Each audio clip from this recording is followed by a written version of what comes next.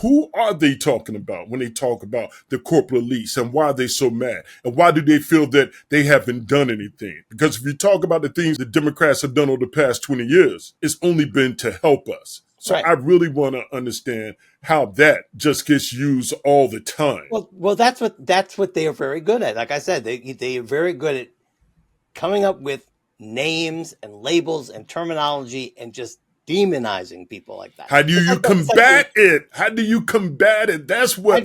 but again Mhm, through exposure and mhm, through um, again questioning it, like you said, questioning mhm, it.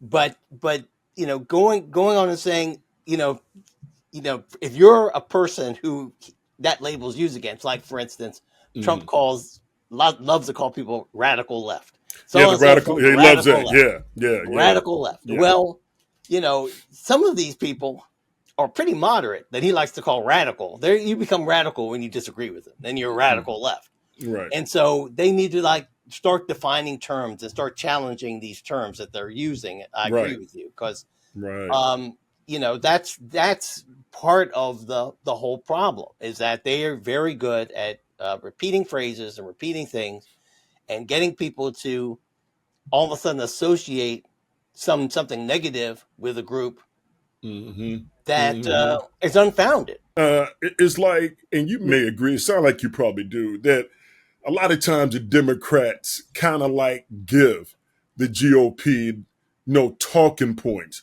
that they can use and just bring them down. And how they take it out of context and just use it as just ammunition to scare the hell out of people and just bang it. How can the Democrats stop putting their foot in their mouth? That's what I guess that's what I'm going to get at. How can the Democrats stop doing that? Well, I don't know. I mean, you have to get the right person in front of the mic. That's what you got to do, Mm-hmm. and get on the same page with talking points. Now, one thing that and I don't see, I don't want to be more like them, but one thing that the GOP does quite well is they get on the same page. Obviously, they circulate talking points and they all say the same phrase over and over again. They are one when it comes to that.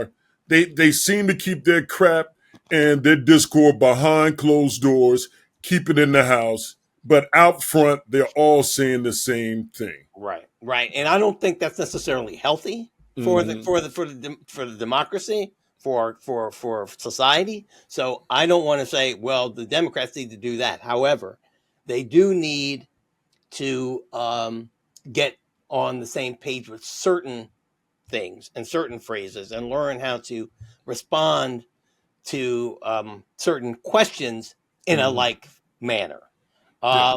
if appropriate. Again, the thing that frustrates me about the way the GOP does it is, yeah, it's highly organized and greatly effective, but I mean, if everybody's repeating the same lie, that's not good. No, it's not. It's not.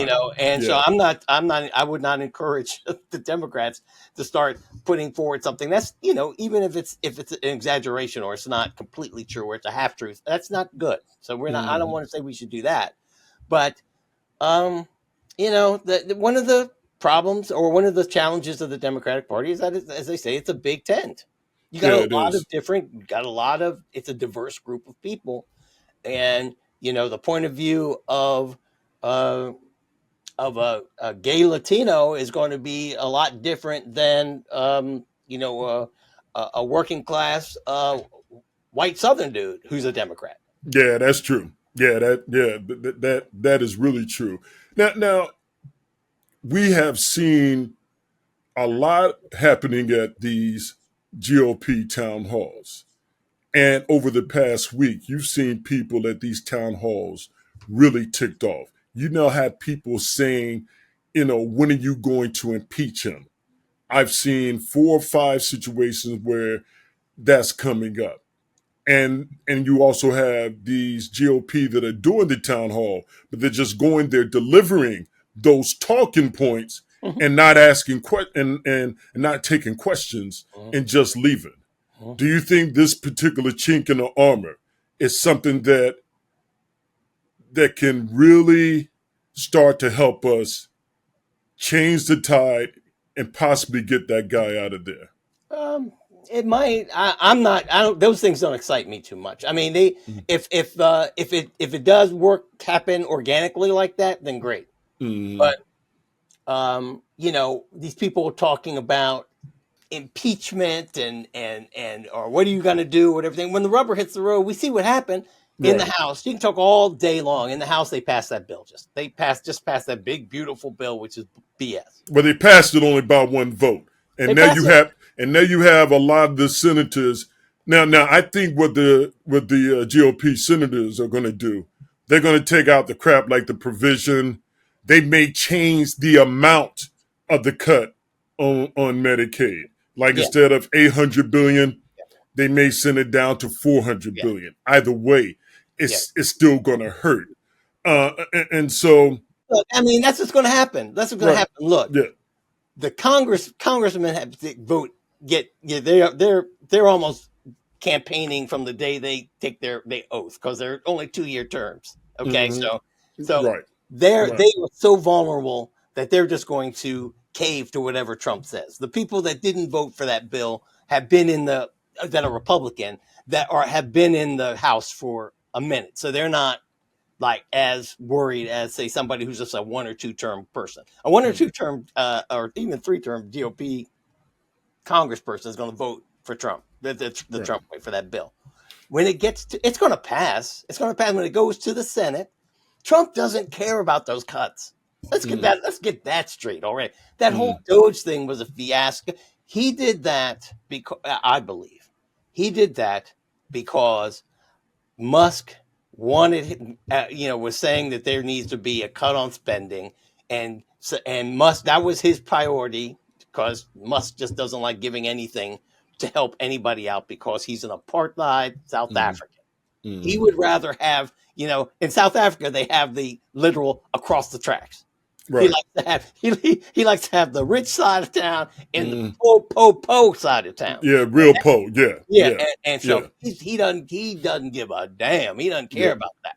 yep. So and more any money they can take from those from the underclass, they can give to SpaceX. So he's happy with. So he wants to cut that stuff. Right, right. Trump Trump is 80-year-old man who's greedy as a motherfucker, doesn't care. No, Okay, no, but no. he gave it. He said, yeah, we're going to do these cuts, whatever, blah blah blah. It's going to the Senate. The senators know. Look, we can't cut Medicaid. We can't cut all that. They're going to change those amounts. What Yeah. Trump cares about is the tax cut. That's all he cares about. If that tax cut, as it stands, it's already going to run us what $5 trillion or some Yeah, yeah. The 3 trillion. first year you're looking at the minimum amount, about 2 trillion this Yeah, yeah, first year. Yeah, yeah, yeah, yeah. So yeah. it's incredible. He doesn't care. He does Mm, not care. yeah. So and it's going And to they're pass. raising the debt ceiling Right, because of that. right, and That because of that, yeah, they're raising it $4 trillion. So right, if you lose 2 trillion this year, you can still talk about the tax cuts and right, run on that as as a right, GOP candidate in the House. right, right, So I look at anything that they adjust is to basically make the people in the House be able to run on what they want to run on right. and give this guy what he needs, a tax cuts for the rich. But why can't we get the Dems to talk more out there about how these tax cuts are the total opposite of what the GOP runs on? How can they use that to point out, hey, look, uh, uh, the Medicaid, they say they're looking out for farmers. We're cutting stuff out for that. They Well, said they're looking out for people in the rural area. They're cutting out stuff I, for that. I, I, I I, believe they are. I believe that my biggest concern. I believe they are going to do that. But right mm, now, it's not. Unfortunately, all that call your congressman and do all that kind of stuff and go to these town halls. I just think these guys are so entrenched in their political ambitions that's not that doesn't bother them anymore. yeah, And so yeah. so so so what's going to happen is what's going to happen, and that's Mm-hmm. and that's what's going to happen here. My biggest concern is the midterms, Mm-hmm. and so I just so yeah, we can use those talking points to campaign for the midterms. if the elections are still working right by that Yeah, time. yeah, yeah, yeah, But yeah. I don't think that any of that talking right now is, I don't know. I don't know if it's really that effective. I don't know if it's going to do anything.